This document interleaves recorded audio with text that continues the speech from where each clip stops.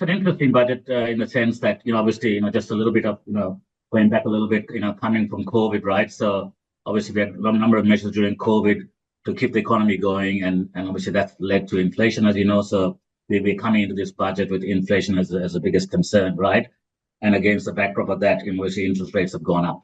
So the Treasury had to be tread carefully in his own words that, that they didn't want to stimulate inflation again because it is on its way down. I think the latest figures coming out of the US overnight is that inflation is down in the US again. So we are hoping that interest rates can remain stable or go down in Australia as well, right? So this is the third budget by the Labor government, right? Because we had the budget in October last year as well, and they're going to deliver a surplus. So believe it or not, we're going to have a surplus, 2 years in a row. Apparently nobody else has done that in recent times.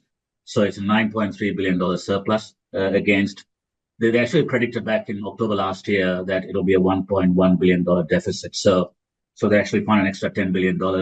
And a lot of that has come from, I think, companies doing better and actually paying better taxes in this period, rather than the larger companies.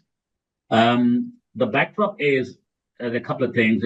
I think Beck will talk more to this. So I won't mention this too much, but it's about future made in Australia, right? So we are trying to now focus on that. How do we make things in Australia in the future and stop relying on importing things?